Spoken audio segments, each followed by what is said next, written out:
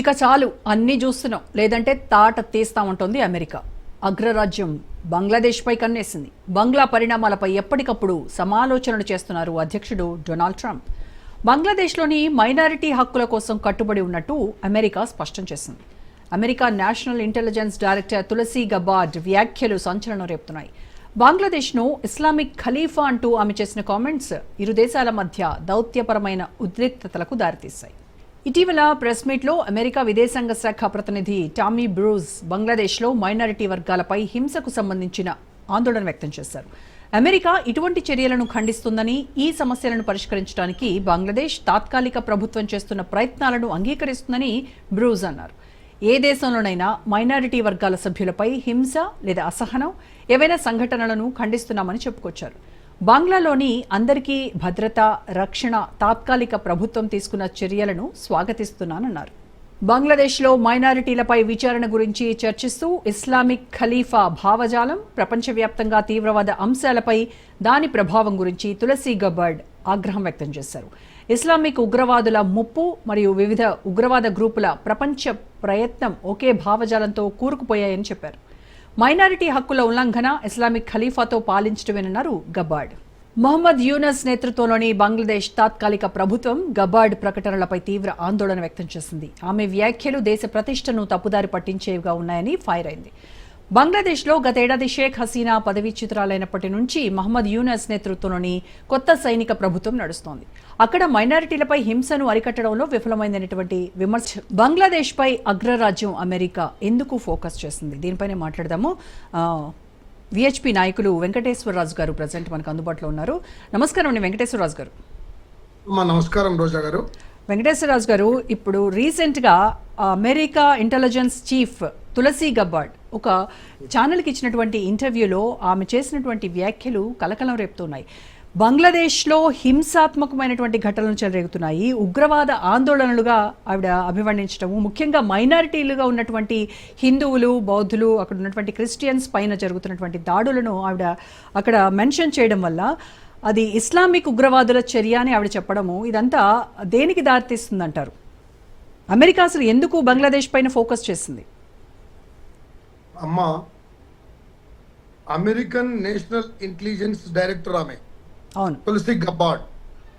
ఆమె 2 రోజుల పర్యటనకు భారతదేశానికి వచ్చారు. వారు వచ్చిన తర్వాత ఏదైతే ఇంటర్వ్యూ అంటే మామూలుగా ప్రెస్ కాన్ఫరెన్స్లో ఆమె చెప్పినటువంటి విషయం ఏంటంటే, ప్రపంచంలో జరుగుతున్నటువంటి విషయాలు ఏ విధంగా ఉన్నాయనేటువంటిది ఆమె వివరిస్తూ, బంగ్లాదేశ్కి వచ్చేసరికి బంగ్లాదేశ్లో జరుగుతున్నటువంటి హిందువుల పైన అంటే మైనారిటీస్ పైన, బంగ్లాదేశ్లో ఉన్నటువంటి మైనారిటీస్ పైన, ముఖ్యంగా హిందువులు, సిక్కులు, వాళ్ళ పైన జరుగుతున్నటువంటి ఏదైతే అకృత్యాలు ఏవైతే ఉన్నాయో అవి ఆమె స్పష్టంగా అక్కడ ఏం జరిగిందో దానికి కొంచెం తక్కువనే చెప్పింది ఆమె. ఇంకా చెప్పాలంటే అక్కడ జరుగుతున్నటువంటి షేక్ హసీనా పోయిన తర్వాత ఆమె అక్కడి నుంచి ఆమెను అంటే ఈ విషయం చెప్పాలంటే ఆమె ఒకవేళ కనుక ఆమె దొరికితే ఆమెను చంపేసేవారు.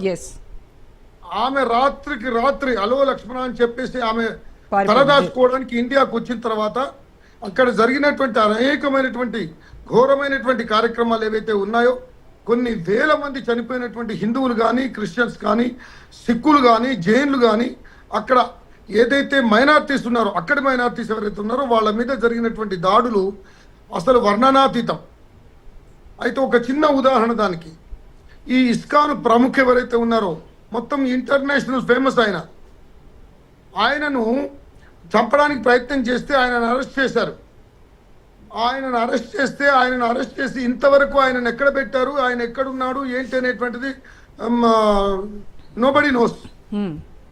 అంటే అంత దారుణంగా జరుగుతున్నటువంటి పరిస్థితులు human rights commission, international human rights commission వాళ్ళే చెప్పినటువంటి విషయం ఏంటంటే, అనేకమైనటువంటి ఆడపిల్లల మీద రేపులు జరగడం కానీ, తర్వాత ఇంకా అంతకన్నా ఘోరం ఏంటంటే మైనారిటీస్గా ఉండేటువంటి కాలేజీ అమ్మాయిలను వాళ్ళని తీసుకెళ్లి వాళ్ళని రేపు చేయడం కానీ, వాళ్ళను అత్యంత దారుణంగా చంపడం కానీ జరుగుతున్నటువంటి విషయాలు ఘోరమైనటువంటి విషయాలు అవి.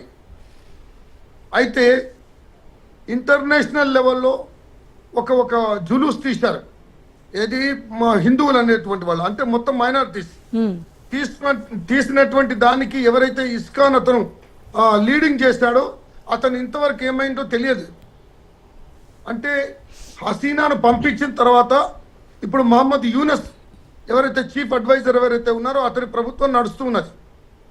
ఇంతవరకు కూడా అక్కడ ఎలక్షన్స్ పెడతామంటున్నారు. ఇంతవరకు కూడా ఎలక్షన్స్ పెట్టలేదు. అక్కడ జరుగుతున్నటువంటి కార్యక్రమాలు ఇంకొక విషయం కూడా చెప్తున్నారు. అక్కడ ఉండేటువంటి ఏదైతే ప్రెస్ రిపోర్టర్స్ కానీ ప్రెస్ వాళ్ళు కానీ అంటే ఎలక్ట్రానిక్ మీడియా కానీ ప్రింట్ మీడియా కానీ వాళ్ళందరి మీద దబా ఉంది. వాళ్ళు రాయడం లేదు, పాపం భయపడుతున్నారు. అక్కడ ఢాకా నుంచి ఒక ఒక ఒక ఒక స్త్రీమూర్తి ముస్లిం యువతే ఒక ఇంటర్వ్యూ కూడా కాదు, ఆమె ఓపెన్గా ఒక సోషల్ మీడియాలో పెట్టినటువంటి క్లిప్పింగ్ ఏంటంటే ఇక్కడ జరుగుతున్నటువంటి హిందువుల మీద జరుగుతున్నటువంటి అక్రమాలు ఏవైతే ఉన్నాయో అవి వర్ణనాతీతం.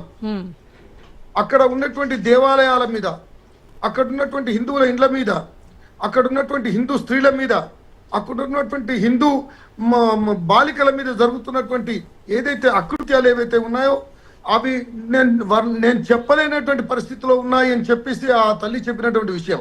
ఇన్ని ఆధారాలు ఉన్నాయి వెంకటేశ్వరరాజు గారు. ఇటువైపు సోషల్ మీడియాలో వీడియో క్లిప్పింగ్స్ పెడుతూ ఉన్నారు, జరుగుతున్నటువంటి హింసాకాండను కళ్ళకు కట్టినట్టుగా చెప్తున్నారు. అయినప్పటికీ బంగ్లాదేశ్ ప్రభుత్వం మాత్రము తులసి గబ్బార్డ్ చేసినటువంటి వ్యాఖ్యలు తప్పుదారి పట్టించేలాగా ఉన్నాయి, తమ దేశ ప్రతిష్టను దెబ్బతీసే విధంగా ఉన్నాయి అని చెప్పేసి అంటోంది. ఒక్క విషయం చెప్తానమ్మా, ఇవాళ మహమ్మద్ యూనస్ ఒకవేళ కనుక వాడు నిస్వార్థపరుడే, ఒకవేళ వాడి పేట్రియాటిజం ఆ బంగ్లాదేశ్ మీద ఉంటే గనక వాడు ఇప్పటి వరకు ఎలక్షన్స్ పెట్టేవాడు. కానీ షేక్ హసీనాను పంపించినటువంటి దాంట్లో వీడొకడు. ఎందుకంటే వానికి అధికారం కావాలి, నెంబర్ 1. నెంబర్ 2, ఇంకొక ముఖ్యమైనటువంటి విషయం ఏంటంటే అక్కడ ఏది మయన్మార్ నుంచి వచ్చినటువంటి రోహింగ్యాలు కూడా వేల మంది, లక్షలాది మంది ఉన్నారు అక్కడ. అనేక మంది అక్కడ నిజంగా కూడా తిండికి నోచుకోలేని పరిస్థితులు అక్కడ ఉన్నాయి. అత్యంత బీద తత్వంలో ఉండేటువంటి పరిస్థితి అది. ఎవరు 200 ఇస్తే మర్డర్ చేయడానికి రెడీగా ఉంటారు అక్కడ.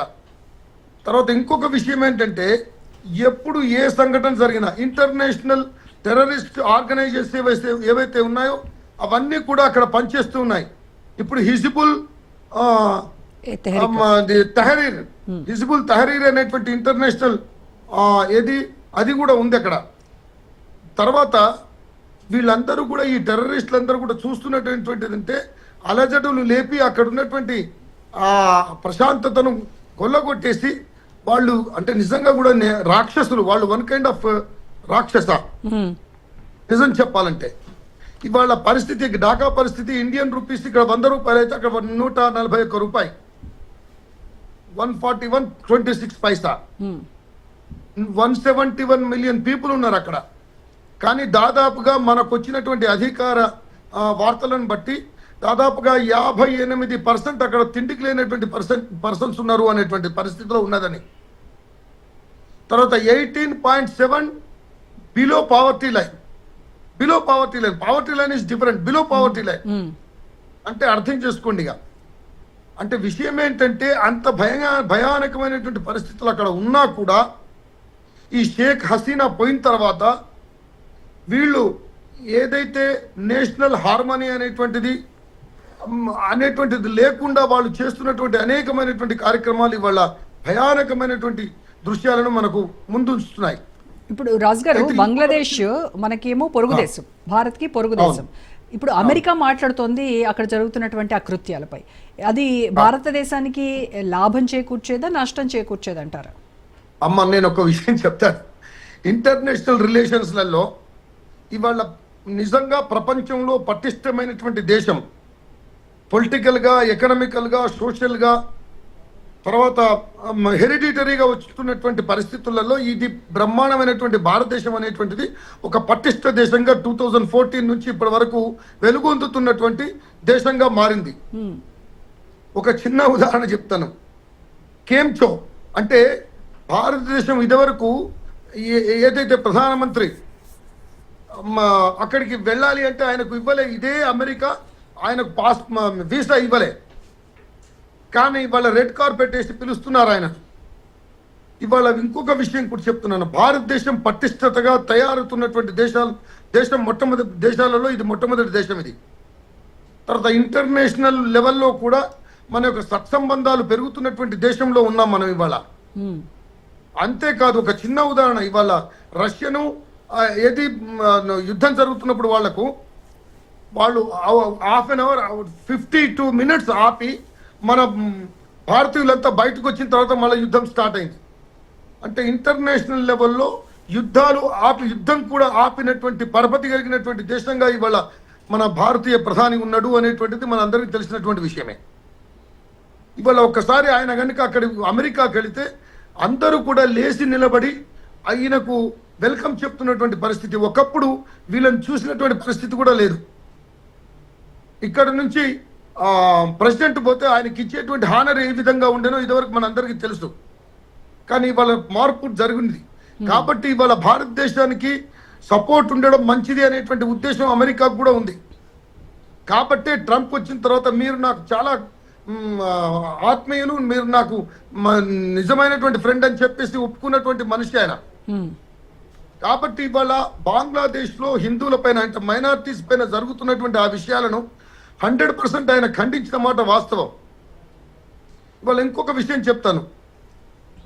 ఇవాళ రష్యాలో కూడా రష్యా ప్రెసిడెంట్ వచ్చిన తర్వాత కూడా ఆయనతో మాట్లాడినటువంటి విషయాలలో ఇండియా వచ్చింది. ఇండియాతో ఉండేటువంటి సత్సంబంధాలు మాకున్నాయి అని అతనితో చెప్పుకున్నటువంటి పరిస్థితి. ఎవరు అట్లా అంటే ఇదివరకు ఎప్పుడు కూడా చెప్పినటువంటి పరిస్థితి కాదు. One of the richest country in the world ఏది యుఎస్.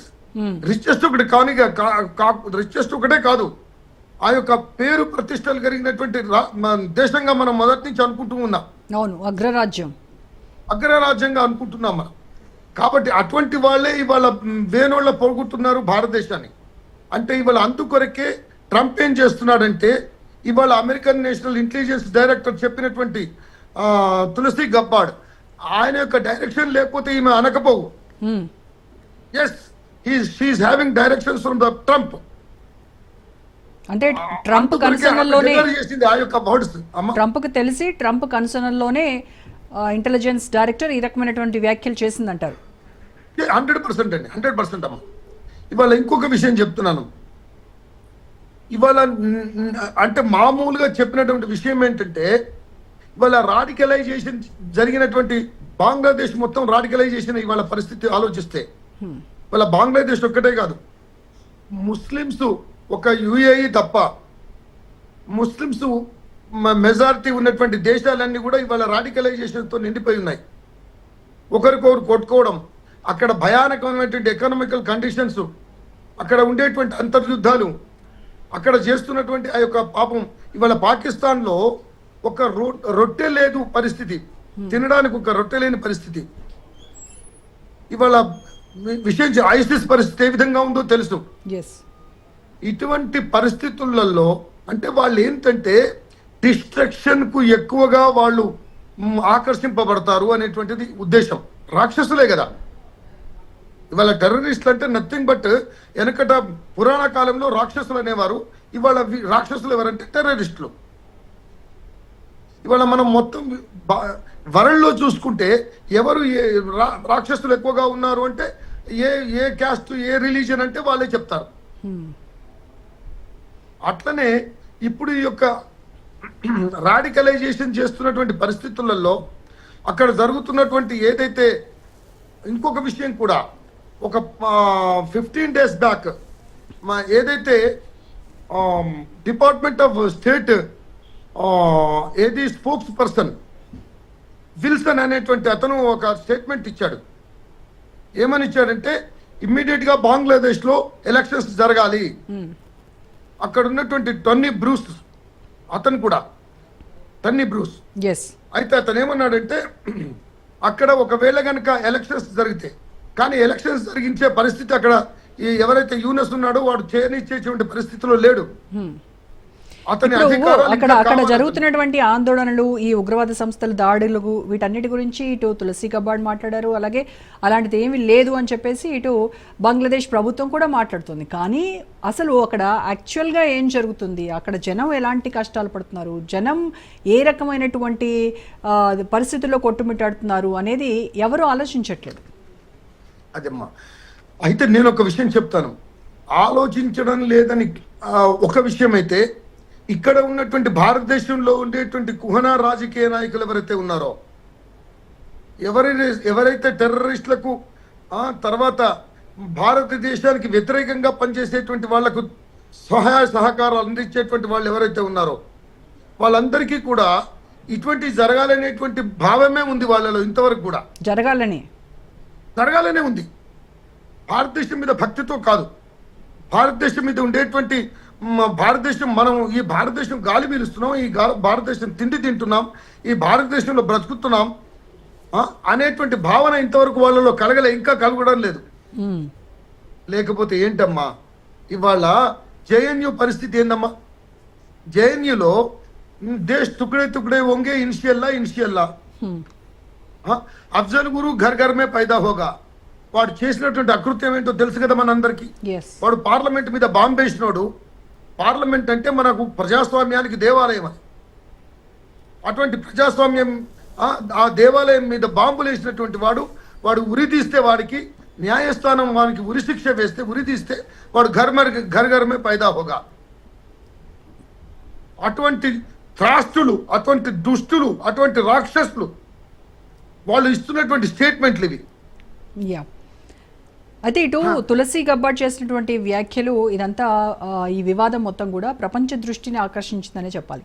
సో మరి ఇతర దేశాలు కూడా వీటిపైన స్పందిస్తాయా? యుఎన్ఓ కూడా దీనిపైన స్పందించాల్సినటువంటి అవసరం ఉందంటారా?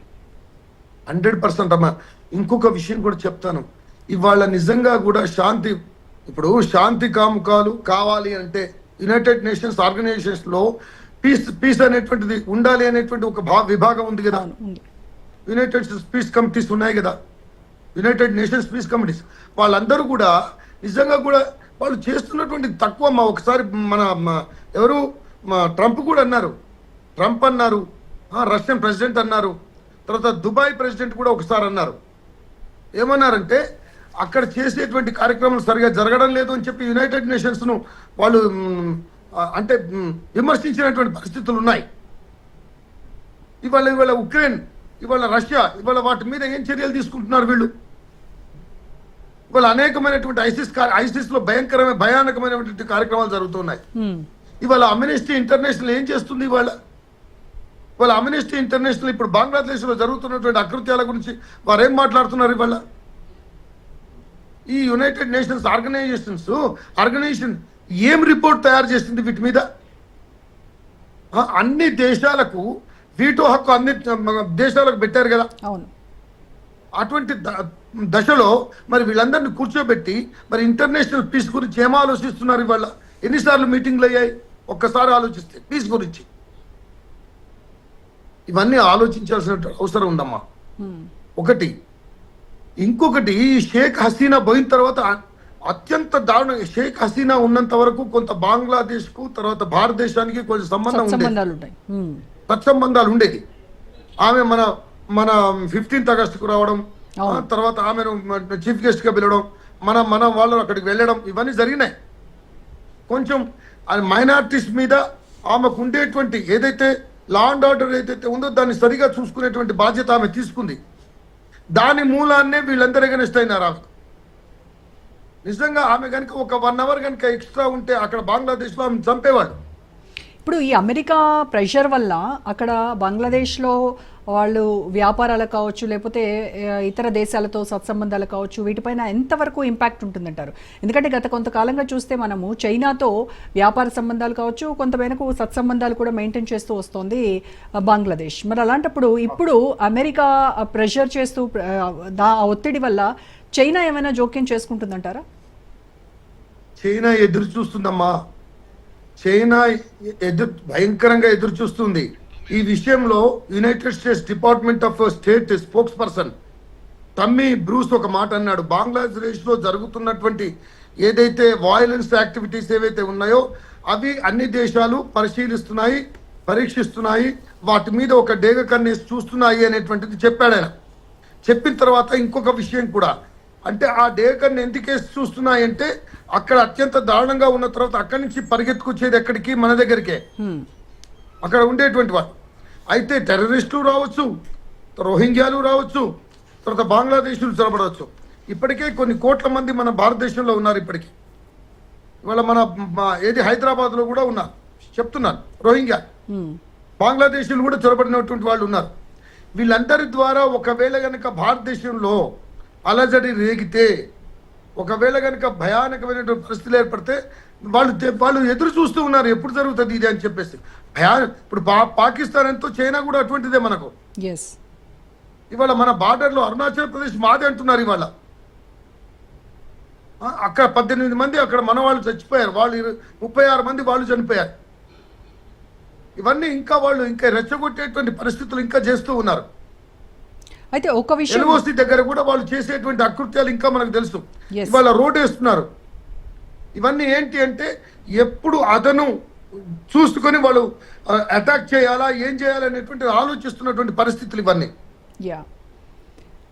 ఇంకొక విషయం కూడా, ఇవాళ మనం సపోజ్ చెప్తున్నాను, ఇవాళ కనుక మనం అప్రమత్తంగా లేకపోతే, ఇవాళ ఈ జరుగుతున్నటువంటి కార్యక్రమాలన్నీ మనం పరిశీలించకపోతే, ఇంకొక విషయం, ఇవాళ సర్జికల్ స్ట్రైక్ జరిగిందమ్మా ఇక్కడ పాకిస్తాన్ మీద.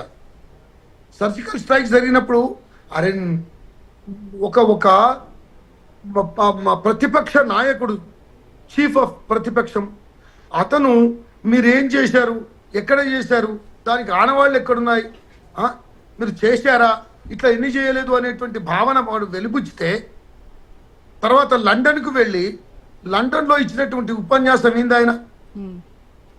తర్వాత రీసెంట్గా మనందరికీ తెలుసు, మన కొత్తగా వచ్చింది ఏది మన్మోహన్ సింగ్ గారు కూడా అప్పుడు ఉన్నప్పుడు, ఆయన ప్రైమ్ మినిస్టర్గా ఉన్నప్పుడు ఆయన లండన్లో మాట్లాడినటువంటి విషయాలు మన కొత్తగా వచ్చాయమన్నా. ఆయన ఎంత అంటే బ్రిటిషర్స్.